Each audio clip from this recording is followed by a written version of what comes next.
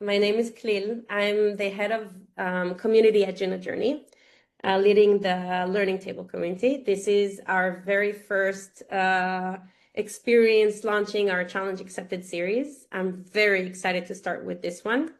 Nick, it's not you, it's the topic, but it's also you. And thank you so much for coming here. I will say, just so you won't be scared, I know the calendar invite is an hour and a half. This is not an hour and a half event. It's 1 hour. So don't worry about the rest of your day. I'm going to start very briefly, just introducing a little bit about our community and who we are, and then stage is going to move to Nick. So as I said, my name is Klil. I've been at Juno Journey for almost since the day it started, almost. And just like the company grew, I also grew with it. And I came in as a customer success manager, never did it before, and kind of grew into that and became the head of the department, built it out as we grew. And that means that for years I worked with hundreds, if not thousands, of L&D, OD, talent development, enablement leaders, people leaders from so many different companies from every industry you can imagine, and kind of working with them, being their strategic advisor and their partner in so many processes. And it was very clear for me, that only amazing people do this, really. And that it can be very lonely sometimes. You're very small teams or a team of one. I think a lot of people can resonate with that. And there's so many challenges, so many things you need to do. And you're kind of left with a lot of open questions and challenges you're not necessarily knowing how to solve. And that's how the Learning Table community came to life, which is another step also in my journey. I've been privileged to build it in the last over a year. And I'm really happy for the people who are here already part of it and the people who just joined. So what can you expect from our community, like in 1 second? So one is our expert-led sessions. This is the first of many. Every month we're going to have a session. All of them are on subjects that were the top of mind subjects as we asked our community in an internal survey, what are the biggest challenges you're facing today? And what are the things that are most concerning for you? So if you haven't already, I'm going to keep sharing all of the future and upcoming sessions as well. Each and every one of them should be super valuable for you. The unique part about it, it's not a webinar, and we're going to urge you to not just hear Nick. Also, Nick doesn't just want to hear Nick, but also to raise your own voice. Talk about your challenges, share what you're dealing with, ask for help here, and also share from your insights, share from your knowledge. This is what makes this an engaging community session. Second thing is our networking events. We have in 7 main hubs, including New York, San Francisco, San Jose, DC, Austin, Chicago, and many more. So if you're in any of those areas, again, we're having amazing events that people actually meet, network, talk, share with each other. They're really awesome. And lastly, since I have this amazing community of over 500 people, I also have a lot of wealth of people that can support each other. So I would probably ask each one of you every once in a while, how can I help you by finding someone that could be a professional match for you, that can be a support for you? So that's coming up. I'm not going to talk anymore about that, but just so you know, it's coming up. Okay, now we are here hosted by Juno Journey. So just 2 slides about that, and then we're kicking off. So a little bit about Juno Journey and why I love it so much. From day one, Juno has been focusing on helping L&Ds, talent development, enablement leaders to help others do better at their job. Because everyone wants a piece of us, right? And they all need just one thing. And the streams of requests just keeps on coming. And instead of focusing on what matters, we deliver. And this is why we came up with Juno. So we provide you with a team of JJ L&D agents. Check it out, Jaden, Jasmine, Jeremy. Gemma. So yes, JJ in the name. They take care of the heavy lift, okay? Taking all the heavy lift out of your hands and allowing you to focus, making sure people get what they need when they need it. We do that with two models, the Juno training, which is our AI-powered learning management system, but I can promise you there's nothing classic about that LMS, and the Juno growth, which is a goal-driven LXP that really moves the attention from just learning to goal-driven learning. We turn goals into personal development plans for each employee supporting the organization. That's it. I'm done talking about us. Stage is now moving to the star of the show, Nick. And the stars are actually all of you. We want to talk about how to leverage AI in learning, how to take human learning at scale. So the reason why I asked Nick to be our expert is because he is a people strategist. He is a problem solver. He builds high impact learning cultures. When I first met him, he said, the way I develop best is when I listen to other people's challenges and I think with them how to solve that. And I thought that was exactly why he needs to be here with us today. So without further ado, I'll get the mic to you. I will just say, everyone, since it's a format of a webinar, you need to, for me to give you permission to talk. So whenever you have a question, whenever you want to say, ask, bring your own insight, just do the raise hand. I'll open the ability for you to talk. You can also use the QA section. If you have questions you want me to either answer or just share, or for Nick to share after, but you can also manually write that down. The chat is open for you whenever you need. And after Nick finishes with his part, we will love for people who came here and are willing to really share your own challenges. Take us through those use cases, those questions. We really want this to be a discussion and allowing everyone to bring from their value and their knowledge. So please do. Nick. It's me. Great. Well, only thing I will add is I work at Discord, which I'll talk about more in a second, but we are always using the chat while also on a video call because that's very sort of native to Discord. So if I've gotten better in the last year at doing that, we'll find out now. So feel free to use the chat and comment, ask questions in addition to raising your hand and all that other fun stuff. Let me share my screen.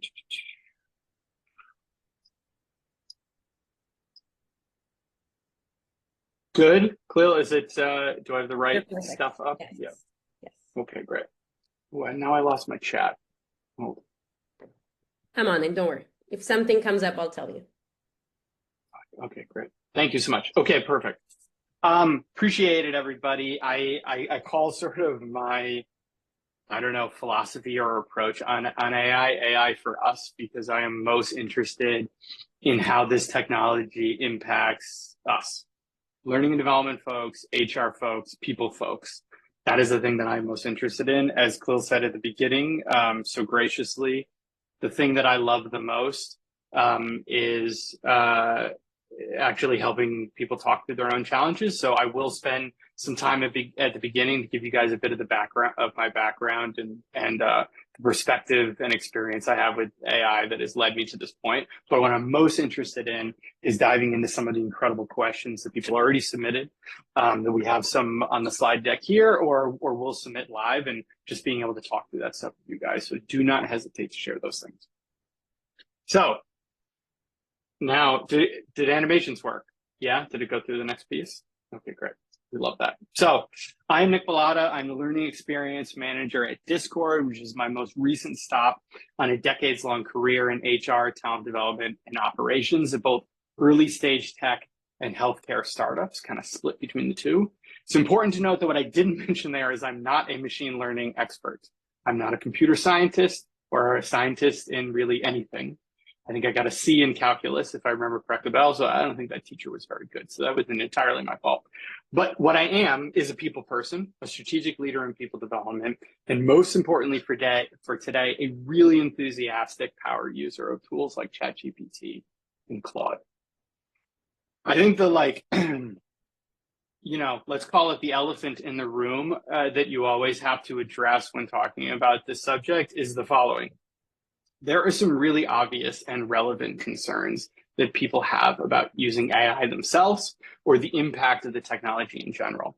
Will it replace certain roles in my field? How can I future-proof my career?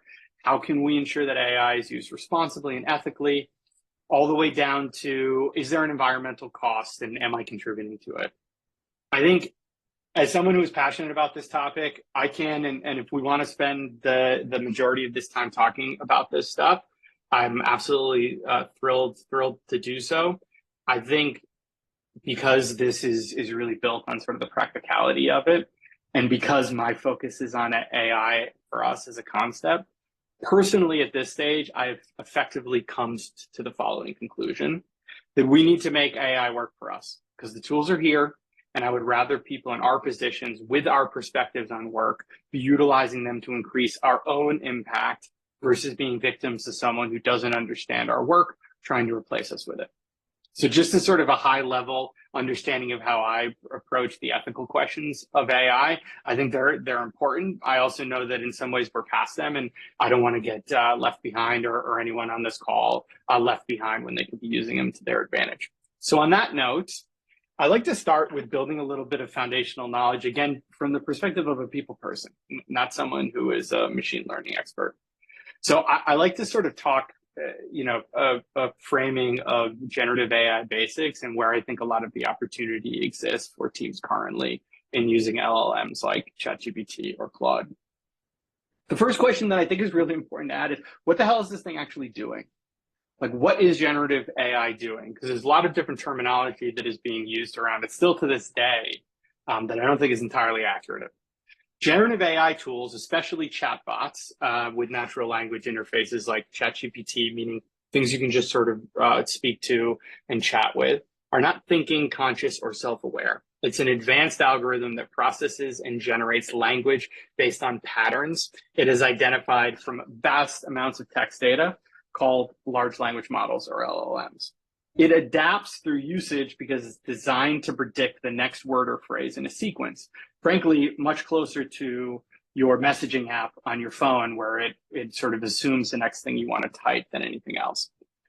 And so based on the language data it's been shared and trained on, including what you've most recently shared with it. So unlike fictional AI in the movies like Skynet, it doesn't have intentions or understanding. It's simply processing language data according to its programming. And so I think it's important to say this. I'm sure a lot of people in the call are going to be like, duh.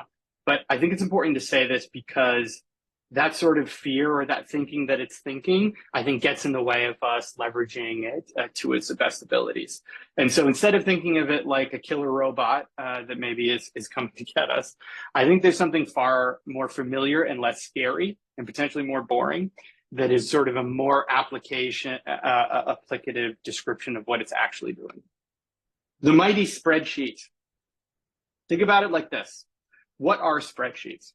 A spreadsheet is essentially a tool that allows you to input and analyze large amounts of numerical data. Spreadsheets are trained on the rules of math. In fact, you can, and many of us do this if we're in spreadsheets all the time, use them as slightly complicated calculators.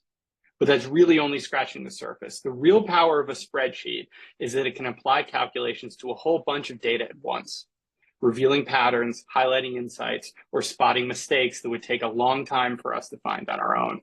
The more specific, relevant data you give it, the more valuable its insights become. This, to me, is very similar to how LLMs are often approached. So LLMs like ChatGPT or Claude do something similar with language. Just like a spreadsheet is trained to understand math, LLMs have been trained on tons of text to understand and generate an approximation of human language. You can ask ChatGPT a simple question, just like you might use a spreadsheet for a quick calculation. But where it really shines is where you give it unique, relevant language data, like a lengthy document you need summarized or brainstorming ideas based on specific needs and context. So just as a spreadsheet's real value comes when we feed it meaningful data, ChatGPT's power also grows when we give it data specific to our work. That's what we're aiming for. So if that's where all these LLM tools are actually doing, what are they actually good at from my perspective? So the first, the capabilities. LLMs excel at synthesizing large amounts of unorganized but contextual language data, summarizing content, making complex ideas more digestible based on their algorithm. Additionally, I find it helpful in the ideation process, and I can talk about this more specifically at the end, but quickly drafting or outlining rough concepts that I can then react to and revise versus staring at a blank screen. I don't know about y'all, but I am terrible with a blank sheet of paper. And so this gets past that initial creation step. It's particularly useful for tasks that are repetitive or formulaic, where the structure is clear, but the content varies. Now, just as importantly, let's talk about what it can't do. ChatGPT cannot create in the way that humans do. I will stand on my mountaintop saying this. None of the tools that currently exist can do this. It doesn't have creativity, intuition, or the ability to understand deep context. While it can rearrange and generate new combinations of existing data, it doesn't truly think in the human sense, at least from my perspective. When it makes mistakes or seems to hallucinate, it's because it's generating something plausible based on incomplete or ambiguous data. And this relates back to the difference in our spreadsheet analogy.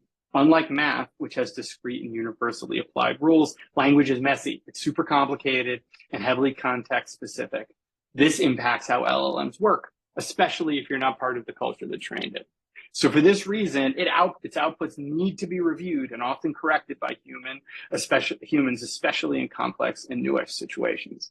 And finally, in an effort to absorb more context, it can do what I call drift over time.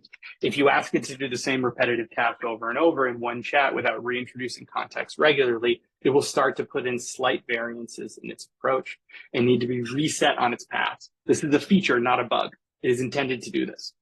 I actually think this tweet is one of my favorite, and I think it sums up well some of the challenges of using ChatGPT as sort of that one-way path. Talking to an LLM on something I'm an expert in, I see why you think that, but you're not quite right, and you're wrong in some critical and subtle ways. Or talking to something on anything else, wow, you're the smartest person ever, how do you know everything? This is obviously one of the key problems in using ChatGPT for research or for extending sort of well beyond what we look to do. So, key takeaways here. AI is a tool designed to enhance productivity by handling repetitive language-based tasks, not a replacement for human creativity or judgment. The most significant value of LLMs comes from leveraging it to handle large sets of unique, valuable language data, something that we may not always think of, but by the way, we have a ton of in our world, much like how spreadsheets transformed how we handle numbers. And while ChatGPT or Claude or Gemini is powerful, it does require human oversight and is far from infallible, particularly in creative or deeply contextual tasks. So before we pivot to questions, I want to talk about a couple of power user processes and a few ways in which we are currently using ChatGPT or Claude actually internally on my current team. So there are two big power user processes that are frankly built off of the baseline context that I gave at the start. The first is something called RAG. I don't know if you guys they can't actually like raise their hands in this scenario, but you can like indicate with a thumbs up or something in the chat if you guys are familiar with this. So RAG means retrieval augmented generation. Thank you, Corey. Look at this. I'm getting feedback in the chat. This feels live and fresh. It's a method of using stored information like documents, notes, or data from past projects together with AI for more relevant and accurate results. Yes, Notebook LM is an example of doing this. Another example is custom GPTs in ChatGPT or projects in Claude. Instead of starting from scratch each time, you give the AI specific information to pull from, so it understands the context better and produces outputs that are closer to what you need. RAG is like giving AI a cheat sheet with the information it needs to give you better answers. This is hugely important to getting the most out of these tools in my perspective. This is the difference between using a spreadsheet like a calculator and using it for what it was designed to do. Yeah, RAG doesn't have to be within GPTs and custom GPTs and projects. That is a way to standardize it over multiple chats. Yes, or Gemini Gems, that's right. you can actually just add a bunch of context to a given chat. The advantage of doing it with things like custom GPTs projects or gems is that you can repeat that same context multiple times. But the point is that you are giving it a ton of that unorganized written data and saying, use your LLM not to answer my question, but to understand the data I'm giving you and answer questions through the data that I'm giving you, which is a huge power jump. And we can talk about any of these in more detail. The next thing that I think is super important is iterative querying. So iterative querying is kind of as simple as it sounds. Breaking down a complex question or task into smaller step-by-step questions. This process allows AI to produce responses that build on each other, becoming more accurate as context is added. This is more effective than trying to author the perfect prompt every time, as you're leveraging the tool itself to help you get there. Think of it as a back and forth conversation where each question is a step closer to a refined and usable answer. I think of this as particularly important because I certainly know when I started using ChatGPT 3, I don't know, when was that? A long time ago. When the first sort of public models of ChatGPT came out, there was a lot of talk about prompt engineering, about how to form the perfect prompt, and you have to write it this way, and you have to write it that way. There are definitely ways, especially as it continues to grow as a tool, that may be better or worse for asking the kind of questions you're looking to ask. But it has become so complex that spending a bunch of time trying to author the perfect prompt, I think, is a waste of time and provides a lot of friction, where what you could be doing is going back and forth with the tool itself and learning how to augment what you're actually looking for. So those are super, super, super, super simple, right? It's providing a bunch of relevant data, context, for it to have in its memory banks as it's working with you. And then working with it, going back and forth, providing revisions, providing notes, saying what you like, saying what you don't, adding more context as you need it. Those things sound super simple, but it draws a huge line between people who are using it primarily to, take this email I wrote to my boss and make it less passive aggressive, right? Or using it in place of Google and asking sort of basic questions. Using it to actually work through and mold the data you give it is really one of the key differences, I think, at that next level of usage, personal usage. So that's the personal usage side. That's, I think, valuable background from how I think about it. I hope it is. I also want to talk about how I am using it now with my team. And there are two primary use cases, or sort of two kind of chunk use cases we use it for. One is internally. We find Claude really, really valuable for project management work. It's very quick at turning rough notes or high-level designs into everything from a work back plan over a given amount of time, or an executive level update so that you can keep execs informed about what you're doing. I will also admit that personally, I'm not the strongest PM in the world. My brain doesn't naturally work that way. It's not that organized. And so I find these tools really, really valuable to augment my sort of own abilities. Another thing that I think it's super, super valuable for is prototyping.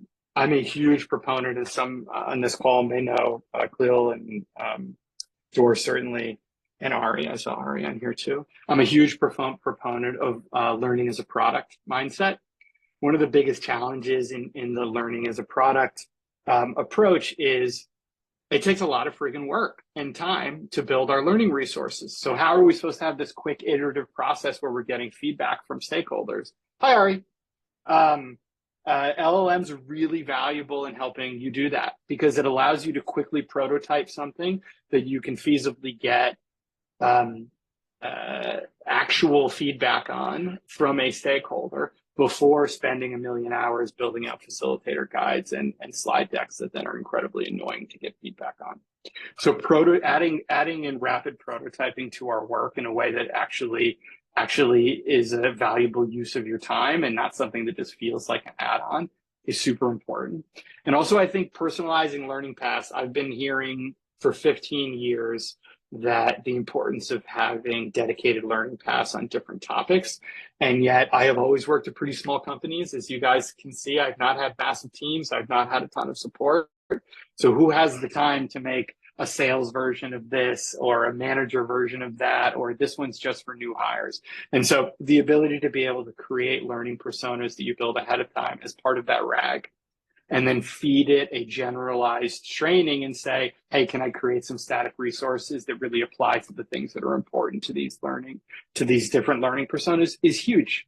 It can adapt and do those things quite quickly, require very little sort of review because you've given it enough data up top, and really allows you to deliver on kind of some things that have always felt like, sure, that's what we're supposed to do, but who the heck has the time? In many ways, I think LLMs have solved that for me. Now, on the learning facing side, this is some of the stuff I'm most excited about, which is LLMs as a learning tool. Specifically, something that we've been doing a lot lately and that I'm really interested in is using it as sort of the best version of a template. I think I went through a evolution, as I think many L&D folk do over their career, where you learn about the basics of like just-in-time learning, but you really are drawn to creating really highly experiential live sessions and beautiful e-learnings and all of this stuff. And you really want to build these like really beautiful learning moments.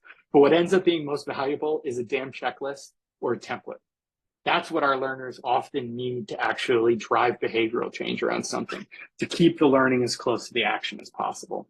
Well, what we found in using things like custom GPTs, projects, or gems is you can train a particular interface for your learners on the best practices that you taught them.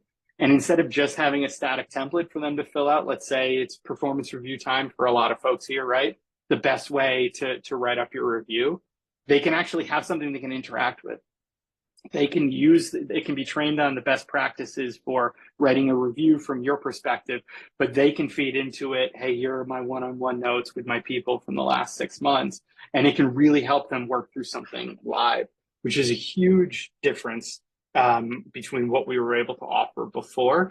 And I think has real potential for matching that other problem that I hear L&Ds complain about all the time, which is no one has time to come to my sessions. Because this is the definition of bringing the learning to the learner versus what we often feel like we have to do. Okay, I spieled a bunch. I hope any or all of it was helpful. Obviously, I care and think about this stuff a lot. Khalil, I'll invite you sort of back to the stage. These are some of the questions that we kind of summarized at a high level, more like topic summaries. But if people are ready to jump on, we can talk about individual challenges or these, whatever you guys want to do. So I have two that said they would love to share a challenge here, Emily and Anna Maria. So I'm just gonna allow, hold on. Gosh, hold on, sorry. Back to chat participants. This is horrible.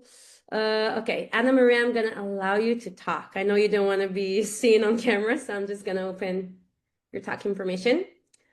Can you try to talk? Yes, hi. Hi, Khalil. Hi, Nick. Thank you so much for this presentation. Really appreciate it. Yeah, so my question, I think it's maybe building off a little bit of what you were talking about with learner personas, which I think is interesting. That's something I haven't tried yet, but I want to play around with. But I was curious to hear your thoughts on how I can best leverage AI to create and automate learning structures and journeys within an organization. So beyond, just creating templates and resources and actual like learning experiences, like I guess more of that meta structure of learner journeys. Any thoughts on that? So you want to create the journey itself, or you have the journey and you want to facilitate it with AI? I think both. Yeah. So Okay. Yeah, something I want to get better at doing. Yeah. What are you currently doing? Nothing around this. Yeah. I mean, I tend to get like kind of, lost in, not really lost, but just I prioritize the immediate like needs in terms of providing learning experiences and resources, and don't really have much opportunity or like the time or the bandwidth to take a step back and look at the overall learner journey and what that looks like for a given persona within an organization. And so I'm assuming I could use AI to kind of help me do that so that it doesn't take so much time. Yeah, so I haven't like tried honestly to do it, but I'm just No, wondering yeah. if and how I I could think start. for sure. I think this is definitely along the lines of like we learned in instructional design or course curriculum design class to do it X way, and then we got into the job and we're like, who the hell has the time Yeah, to do that, right? I think that falls right. into like sort of a similar capacity to what I'm talking about before. I think a couple of things come to mind, and I'll share those, and you tell me if that feels relevant or you want to talk about any one of those things. I think the first thing is you have to have a strong point of view on the kind of experience that you're trying to create from a learning perspective that is aligned with the goals of the business. And Hmm. so I think one thing that I have found it really helpful with is that oftentimes business goals are written in a language that I barely understand because I am not an expert in a lot of those pieces. But I do know my world well. And so when it comes to like RAG, I have often taken time with tools like this to really outline like what I'm trying to do from a learning perspective. I think this was really valuable in job searches. And then the work that I've done there has been helpful to come internal now that I've been with the company for the past year.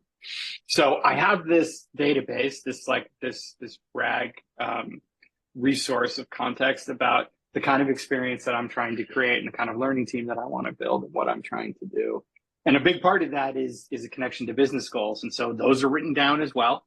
So feeding that in and then just starting to work with it and asking a lot of questions that may be quite vulnerable for me to ask to other business leaders at the company about how these things could interact and what that might look like. And again, getting past that blank page and having something to actually react to, I find incredibly valuable to get a high level picture on what is the thing that I'm trying to do, where it has the context of what the business is, what the departments of the company are, what the primary business goals are, what your main programs are. For us, it's a leadership development program, it's company-wide onboarding, it's team effectiveness training.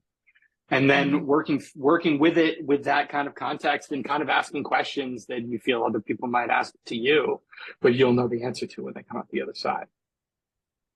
Okay, and you're suggesting feeding all of this into the AI tool to get Yes.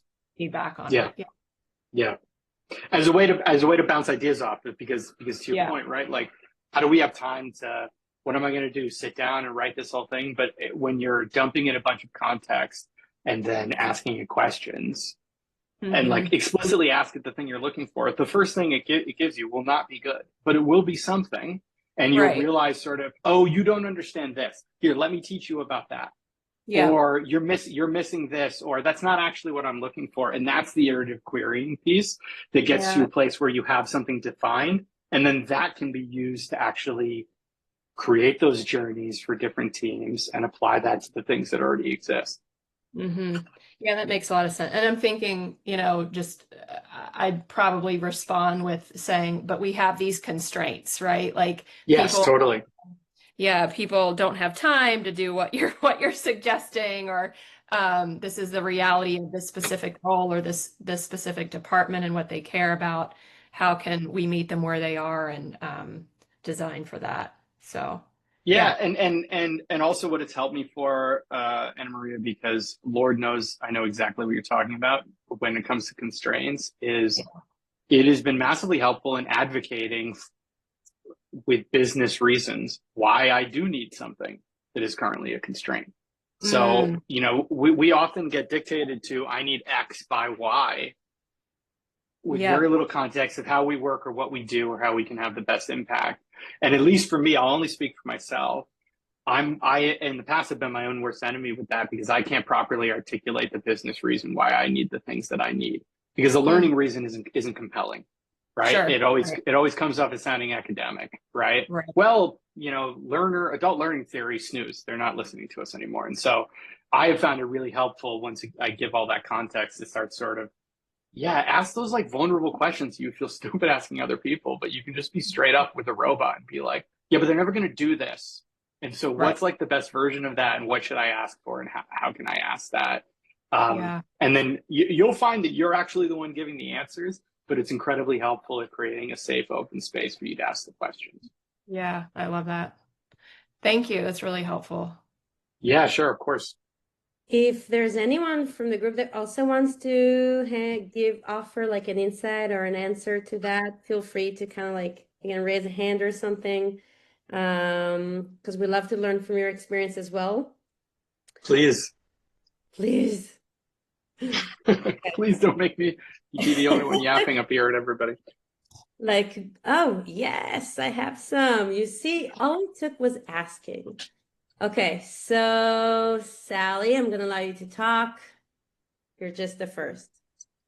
Sally, go. Hello. Can you hear me okay? Yes. Okay, perfect. Building on what Nick already shared as another way to sort of create more tailored content, and you need a few things for this, right? But if you do upload an existing training you've done, right? Like I'm going to use the example of, let's say that you provided, pretty straightforward, because I literally did it before the session, a giving and receiving feedback training. Mm-hmm. Okay. Mm-hmm. You can upload that into your system, like into AI, and provide prompts to your specific teams on how they can ask AI for examples that are more specific to their team. If you happen to have like job descriptions for the team, that also helps, because AI will understand the job descriptions, the competencies of these roles, and it will take that into consideration when it answers their questions around how am I going to approach the specific feedback conversation. And you can also guarantee that it's making use of the training you already created, but applying it to their very particular specific needs, competencies, responsibilities, etc. I'm just beginning to play with that, but what I can give you, for those who don't know me, I also manage talent acquisition. A similar sort of version of this that I found is I can create resources for interviewing best practices, assessment build out best practices, and I can say to my hiring manager, put in your JD, put in these two resources, and then give it a super high level idea of what you want to create, and it will pump out a very specific example for that department. So in this interim, I think that's a helpful way to like make really cater or teach your people, empower your people to make really catered trainings or really catered content based on the training you already put the work into building. Anything you'd build on that, Nick, or anything that I was wrong? No, it's just going to be plus 1,000. I've been doing that at multiple companies now for years, and it really, I consistently get feedback, especially from leaders, that, you know, X or Y, this is the most relevant, you know, training I've ever, or that oftentimes it's those on the job resources. It's actually, it's, you know, they enjoy the live training, but we've always been good at that, right? Who in this call is not good at creating a fantastically engaging hour of content? It's the follow-up material and the pre-read that are such a pain in the tuchus for us to be able to like build out in ways that are specific to audiences. So yeah, that follow-up material where you can build it off context that already exists. There's like so much of this stuff. When we think about data as a written doc, you're like, oh wow, I have way more data available to me than I ever thought of. Corey's already got it built in because they're using something like Microsoft Copilot internally, right? I think that's hugely valuable at kind of removing all of the common complaints or questions that our learners have around like, okay, yeah, but this is a bit generic. It's pretty easy to solve for that with something, and it's still using our brain to do the primarily creative portion. And Nick, what a tangible example of saying like, put it in the post work. I love that. Like we can literally give those prompts to them following the live training and then have them see the relevance. Thank you so much for that really tangible example. Can I tell y'all a personal pet peeve of mine that is related to this? I hate when people ask me to share the slide deck after. I hate it. And I'll explain why. I'm not crazy. I think good slide design for an in-person facilitation is highly dependent on the facilitator. It is meant to support them. It is done hand in hand with the person who's speaking and the creation they're experiencing. Sally gets it. Jackie gets it. Let's go. +1's in the chat.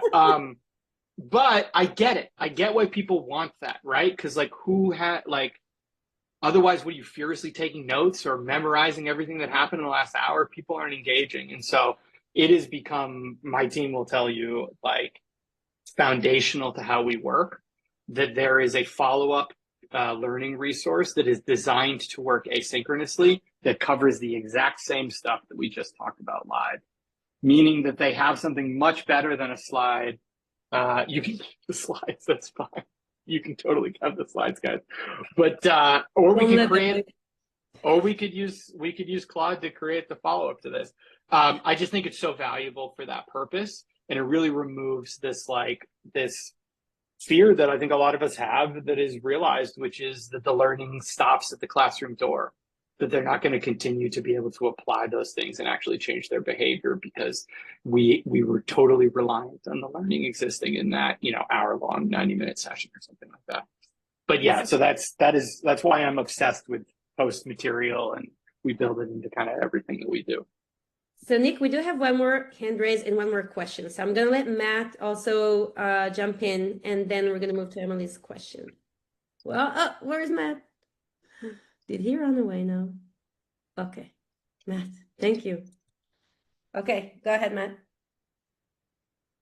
Unmute myself. Can y'all hear me okay? I can hear you well. Mm-hmm.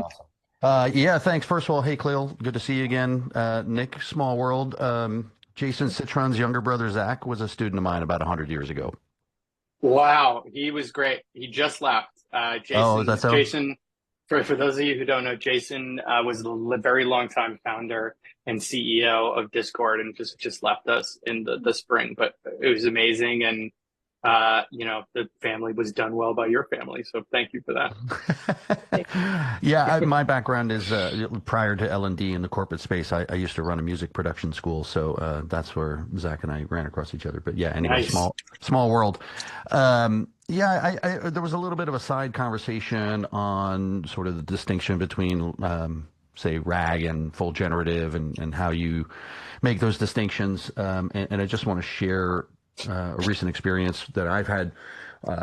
So I've been playing with these things for a little over a year and a half, and I was tapped to help the rest of the people team, about 70 people, kind of quote, get off the ground with AI. I found that the biggest blocker was that people didn't even know that they could use a tool like Gemini, or that it was just gemini.google.com and it was approved by the company.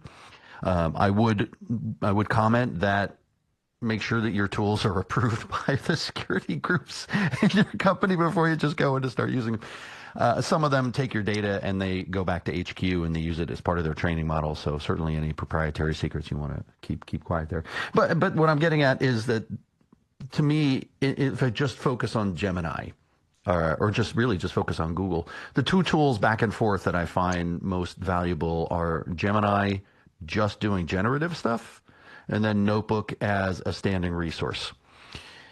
What I mean by that is, let's say you're a one-person band and you've got to do everything HR. Nobody has time to solve the problems and write the docs. So you go to Gemini, you give it a persona, you give it some best practices. You say, write me 25,000 things that I need to save myself. It comes out with 25,000 things, assuming they're all great. They're not going to be. Assuming they're all great, you can take them and then drop them into various notebooks. These few things are what I do for talent acquisition. These other things are what I do for talent development. These other things are what I do for function XYZ PDQ. The notebooks can then be shared, and they can be shared in a chat-only way. So what we're finding is, by using the RAG function, we've done it internally with a separate tool in Slack where everybody lives, but all those channels now have RAG tools attached to them with best practice docs. So every time somebody says, hey, can I get a direct message because I have a question I don't really want to put on public, the RAG tool responds directly and basically says, well, here are some subjects that you might want to know about. How do I do my benefits this? How do I get my paycheck change that? How do I do blah, blah, blah? If the tools already have the docs and the best practices in place, it just answers the questions. And then guess what? You don't have to do anymore. Answer the questions yourself. But the point is, it's the two things back and forth that's in my mind kind of the workflow. Yeah, I agree. I mean, I often am building my RAG context through interacting with the tools themselves too, right? Because you can even ask it to just tell it exactly what you're looking to do. Is I want to build a context data set on my team, and the teams that we normally work with. Can you help me? Like, can you prompt me with some questions so I can share context that would be helpful to building that out? And then we use Claude right now, and we have Claude projects that we share for individual purposes in teams. I have one for my team that is built off best practices around PMing and what we call our LX principles about how we build and what we build. And there's sort of, there's a knowledge of who we are as a team and how we like to work that then is built into any other project they run across. Ooh, Sally had a question. Yeah. Oh, I yeah, see what okay. she's saying. Yeah, I'll admit I don't, and maybe you can speak to this, Matt, but I don't have as much experience using Gemini or Google specific AI tools. It's mostly Claude and ChatGPT for me, so I don't know the answer to that one. Yeah, I don't mind jumping in. Thanks, Sally. You don't really, in my mind, you don't really share the gem. I mean, you can if it's a document. Like, for example, we have gems on our jobs. So I took my job description, and dropped it in as a persona pattern in the instruction set. So like, that's my GPT. You are an expert at L&D things, blah, blah, blah. The gem and the Gemini functionality is really kind of one-to-one. It's more for you. Notebook is also for you. The distinction is Gemini makes things. It creates the things that you want. And the notebook kind of just answers the questions based on the docs you feed it. I highly recommend everyone play with Notebook. It's super simple, and not that I work for Google or paid by them, anything like that. Just saying, disclaimer: I do not have any official relationship with Google. Notebook simple. You point it to your decks, you point it to your thing, and so for you, Nick, someone says, "Can you share out the deck?" You can say, "No, but here's my notebook with all of my decks in it. Go ahead and ask it whatever questions you want. Thanks very much. Bye." I thank God everyone here is supporting my detesting of sharing a slide deck. Y'all are just giving me ideas. This is perfect. Okay, awesome. Thank you so much, Matt. I do want to allow Emily to also ask her question from the QA with everyone, because it's also a really good one. So Emily, go ahead. Okay. Hi, can you hear me? Yes. Yes. All right. It's good to see you and good to meet you, Nick. You too. So yeah, to be honest, I remember I said I could talk about my question during this event, and then I have so many questions swirling at all times that I had forgotten it. So I'm glad I had the chance to ask a new question. So I'm kind of curious, Nick, for you as a leader within learning and development, how have you, or do you, or others on the call, approach when there's differing levels of AI literacy and comfort within your own team? What are the kind of strategies you take, or even the mindset that you hold around that? Yeah, I can certainly speak to this for myself, and then excited to have other people share, whether in the chat or jumping on to. I think so. I took over a team about a year ago, and this was a priority for me from day one. It wasn't something that they were working in or doing a lot of before, and so this was a very real thing that I confronted. I started kind of where I always do, which is like philosophically, I expect my team to be role models for learning throughout the company. We should be the ones who are sort of most curious, most interested, most experimental, most excited to like sort of expand our context and knowledge base. And so in that, it makes diving into AI like a really sort of obvious sort of imperative given the world in which we live. And then the other thing is we have really high standards for working and learning as a product, which requires a lot of rapid development. And so then there is the like philosophical push, and then there's also like practically this will help them do their jobs when used correctly. And I think the sort of most important like leveling thing to your question, Emily, is I created a project that is trained on being the best on our team LX professional that you could possibly be. So all the context about how we work and best practices and what they should know and how they should know it built in. So that is often their entry point to using the tool versus like just an open chat. And so I think that does a good job of equalizing people who have varying levels of experience. So that's two. And then the third piece is just a lot of patience in working with them, and transparency and vulnerability about how I use it. And being very obvious with those things, I think is always valuable as a leader and a teacher. And so it's kind of the best combination of those things. Great. I appreciate that. I Yeah, of like the course. idea of starting with the philosophical because I think there is a part of this that, yeah, you have to kind of start from a values orientation a little bit, but then hearing also some of the strategies you use is very helpful. Thank you. Yeah, yeah, I agree. I think it's important. Like we always, as leaders, we always wanted to explain the why. And to me, that's what that meant around this particular topic. Luckily, the team was open to it. They just didn't have a lot of experiences with it for the most part, and especially, there have been a lot of notes around this so far, which is completely true.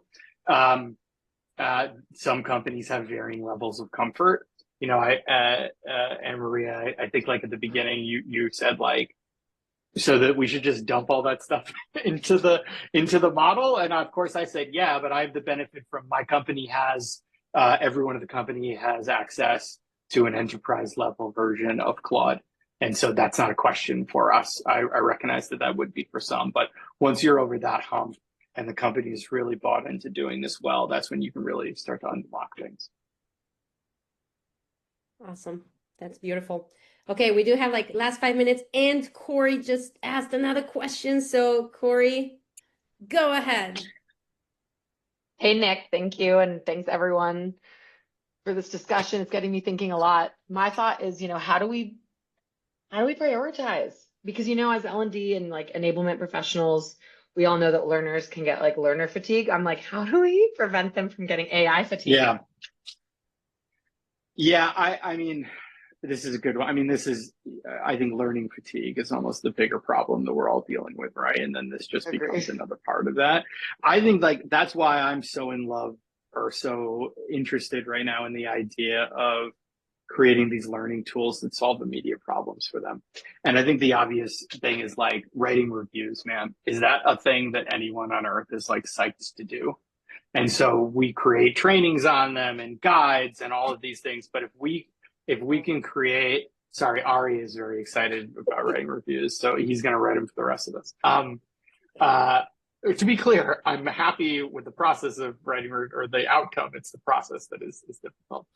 But yeah. Copilot for this week, right? But if you can build out, like we're talking about, a project, a custom GPT, a notebook LLM that is trained on best practices around that, and that actually makes a thing that they are trying to do easier.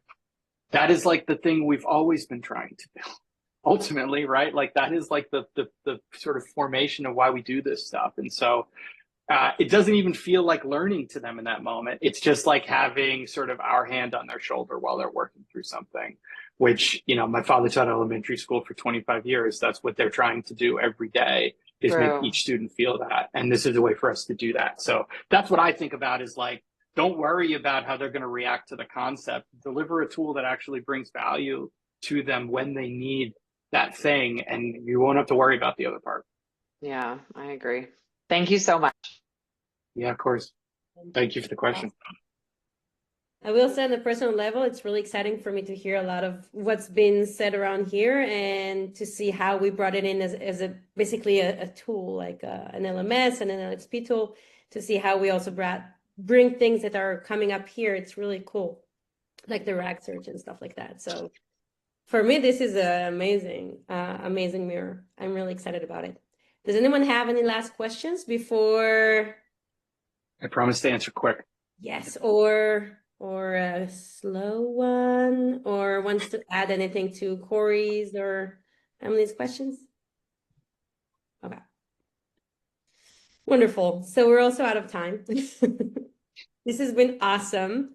I don't know if Nick will send his slides, but I'll definitely send you all the recording and the summary of everything to make it as easy a resource as possible to use. We have, post-session learning resource. That's exactly. Now we're talking. Now we're cooking. What's going to happen. Okay.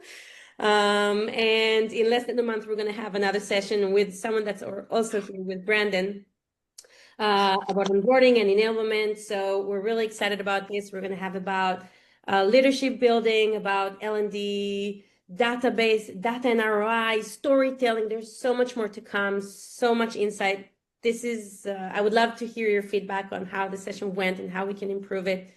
But for me, this was an incredible hour. Thank you so much, especially to Nick, but for everyone, for talking, for sharing, for writing insightful and yet funny things on chat. It was really an incredible hour. Thank you so much.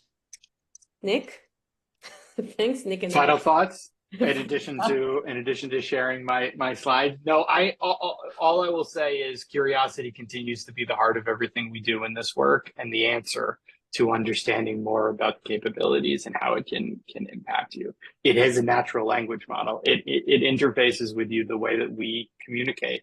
So ask them questions. There's no dumb question asked to a robot. They don't care. So ask that stuff, try stuff, see what you like, see what you don't, and then you can find ways to really help you achieving the things that I know you want to do, which is what I care about. People doing good people work. So I appreciate the time with all y'all. Cleo, thank you. Juno Journey and everybody here. It was hugely helpful. Thank you so much. Bye.